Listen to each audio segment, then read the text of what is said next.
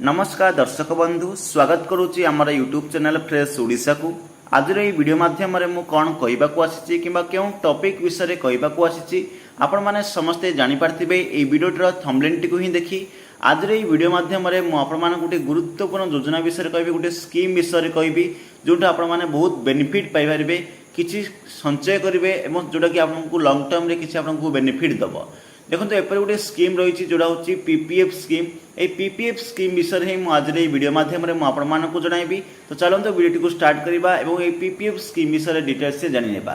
तो समस्त को रिक्वेस्ट है समस्ते वीडियो को शेष पर्यंत देखिए जदि आपण मैंने वीडियो को शेष पर्यंत देखिए ताहले कंप्लीट इनफॉरमेशन टी आपण मैंने जानिपारे। यही वीडियो आम जाना पीपीएफ माने कौन के मैंने यहाँ आवेदन करेंगे यार इंटरेस्ट रेट केते रोचे तार टंका केते टंका जमा करने को हेबो एथि सहित टैक्स रिबेट केते रही एवं जदि आपको विड्रॉ करिवार अछि किपर विड्रॉ करेंगे मैच्योरिटी पीरियड केते रही ए सब विषय आज ये वीडियो माध्यम जानिबा। तो चलते वीडियो को स्टार्ट करवा। तो सर्वप्रथम जानिबा पीपीएफ माने कौन देखो एठार मु कहली पीपीएफ पीपीएफ रा फुल फॉर्म होची पब्लिक प्रोविडेंट फंड जोटा कि शॉर्ट फॉर्म होची पीपीएफ। पब्लिक प्रोविडेंट फंड कौन पब्लिक प्रोविडेंट फंड बा पीपीएफ होची भारत सरकार द्वारा चला जाता गोटे लॉन्ग टर्म सेविंग स्कीम। ये जो पीपीएफ होची गोटे लॉन्ग टर्म सेविंग स्कीम किसीटा जिनस आप किसी अर्थ राशि जमा करेंगे और सेविंग करेंगे सेविंग कर लंग टर्म में यूज करेंगे तेणुक यहाँ बना जाइए। देखो पब्लिक प्रोविडेंट फंड बहुत पुराना जोटा कि भारत सरकार द्वारा आरंभ करते जोटा कि 1968 मसीहा आरंभ कर योजना बहुत आगु चली होची। यार मुख्य उद्देश्य होची साधारण जनता को आर्थिक सुरक्षा प्रदान करने एवं ये योजनाटी हूँ ये स्कीम टी हूँ गोटे टैक्स फ्री स्कीम आप जिते भी चाहिए एठारे इनकम कर सेविंग आपरे किसी भी टैक्स आपको लगे ना। तो बर्तमान आपने जानीपारे पीपीएफ माने कौन पीपीएफ हूँ पब्लिक प्रोविडेंट फंड जोटा कि गोटे saving scheme lung term saving scheme. बर्तमान कौन किए एठरे खाता खोली पार जदि आप पीपीएफ अकाउंट खोलने को चाहूँगी ताहले आप भारतर नागरिक होते आवश्यक जदि आप इंडियन सिटीजन अच्छा आपण मैंने अकाउंट टी खोली पारे एवं एथि आपको 18 वर्ष रु अधिक होइतिबा आवश्यक रही केवल 18 वर्ष रु अधिक नागरिक ही ये अकाउंट टी खोली पारे। देखो अन्य मैंने माइनर मैंने जब अकाउंट खोलने को चाहूँगी ताले खोली पारे कि से माता पिता द्वारा ही खोली पारे। तो बर्तमान जब माइनर अकाउंट आप कहार ना खोलने चाहूँगी माता पिता से ना खोली पारे। गोटे पॉइंट रही एनआरआई जोटा कि एनआरआई मैंने ये अकाउंट को खोली पारे ना कि ओपन करेंगे ना जो मैंने कि नॉन रेसिडेंट अच्छे जो मैंने कि इंडिया नागरिक ना एनआरआई मैंने अच्छे से योजना खाता खोली पारे ना। बर्तमान आपने जानीपारे किए खाता खोली पारे किए खाता खोली पारे ना।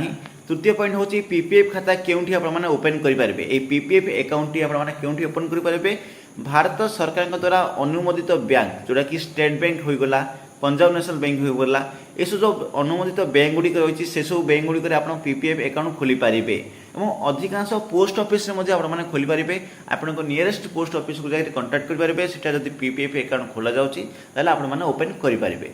बर्तमान अनेक ऑनलाइन प्लेटफॉर्म रही जो मैंने ओपन करेंगे किंतु सेफ रहा जेकोसी गोटे बैंक जाकि फिजिकाल जाकि ओपन करूँ। आउ गए 4 नंबर पॉइंट अच्छे टंका केते टंका आपको जमा करने पड़ो मिनिमम केते टंका जमा करेंगे और मैक्सिमम केते टंका जमा करेंगे। देखो एठार मिनिमम जब जमा करवा देखा तो मिनिमम अमाउंट हूँ 500 टंका 500 टंका गोटे वर्ष में मिनिमम आप जमा करेंगे। अत्यधिक जमा हूँ 1,50,000 टंका मैक्सिमम आप 1,50,000 टंका वर्ष को आपने जमा इजिली करेंगे।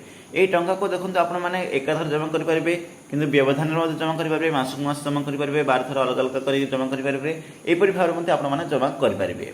बर्तमान आसला इंटरेस्ट रेट समस्ते जेकोसी भी अकाउंट खोलतु सर्वप्रथम जब सेविंग स्कीम खोलते कि सेविंग अकाउंट खोलते देखुं तार सेविंग जो जी भी कर तार इंटरेस्ट रेट के आप किसी भी अमाउंट डिपोजिट कले तार इंटरेस्ट आमको केते मिले तो सहीटा हूँ मेन इंपोर्टेंट। देखो एठार इंटरेस्ट बहुत अधिक रही इंटरेस्ट प्रत्येक 3 मास को थे सरकार घोषणा करते त्रैमासिक इंटरेस्ट रेट यहाँ रही जोटा कि वर्तमान समय यार इंटरेस्ट हूँ 7.1% प्रति वर्ष जोटा कि जून 2025 पर्यटन जो इंटरेस्ट रेट रही है मुझे जनइली।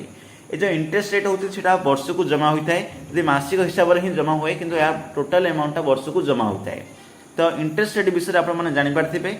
बर्तमान कौन मैच्योरिटी पीरियड कौन रही ये जो पीपीएफ अकाउंट रही पीपीएफ अकाउंट मैच्योरिटी पीरियड हूँ 15 ईयर कारण ये पीपीएफ अकाउंट बना जाए 15 वर्ष जब आप मैच्योरिटी करने को चाहते 15 वर्ष पर इजिली करेंगे आप टंका उठे पारे कि जब ये स्कीम 5 वर्ष पर्यटन वृद्धि कर तो आप जापारे 15 वर्ष आर मेच्योरिटी पीरियड रही आप 15 वर्ष पर आपको मेच्योर करेंगे कि 5 वर्ष पर्यंत वृद्धि करेंगे 20 वर्ष करने चाहिए 20 वर्ष करेंगे।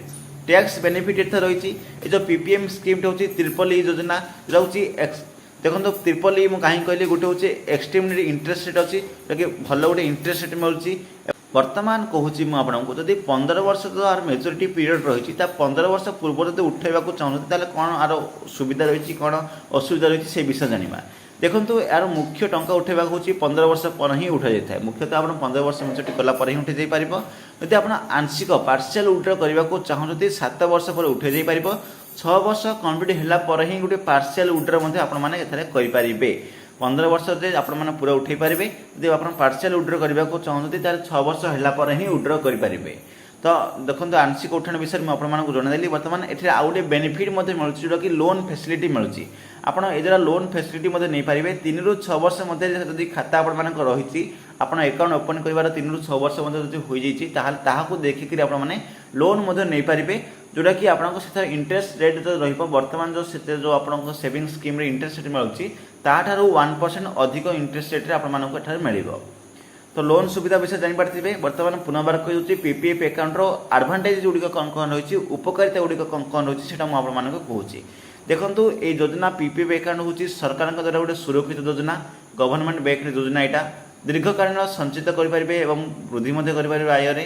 टैक्स मुक्त ब्याज रही मतलब ये टैक्स आपको देवाक पड़ो ना और टैक्स सेविंग सेक्शन 80C जो रही से हूँ एवं देखो आप नुआ नहीं पारे लोन नहीं पारे और 5 वर्ष पर्यंत वृद्धि संभव रही है। 15 वर्ष 20 वर्ष करने चाहते करेंगे एसबू सुविधा रही। असुविधा थे कौन रही देखो जब आप मेच्योरिटी करने को चाहते कि उठे देवा चाहते आप 15 वर्ष को वेट करने पड़ो दीर्घकालीन अपेक्षा करने को पड़ो। जदि आप आकस्मिक उठाण कर सुविधा अच्छी आकस्मिक उठाण कौन सुविधा ना जो कि 6 वर्ष पर पार्शियल विड्रॉ यार संभव रही। तो यहाँ जब आकस्मिक आपको विड्रॉ करार अच्छे यार संभव हो पार ना। अब जो आप अधिक रिटर्न देखिए तार 7% 1% रही तो अधिक रिटर्न आसबार ना नॉर्मल रिटर्न रही कि अन्य अकाउंट जदि किसी अकाउंट रही जोटा कि 8% इंटरेस्ट रेट अच्छी किंतु यही अकाउंट 7% इंटरेस्ट रेट रही। जदि आप पूरा कनक्लूजन करेंगे ये योजनाटी ताहले पीपीएफ हूँ गोटे सुनिश्चित निरापद और टैक्स मुक्त आयकर प्रदान योजना यह समस्त उद्दिष्ट। देखो उत्तम योजना अच्छी दीर्घकालीन और शक्तिशाली वंचित मतलब अधिक संचय करेंगे जोटा कि मेन बेनिफिट ये रोचे गोटे सेफ रहा आप मन गोटे सेफ रहा और संचित करें।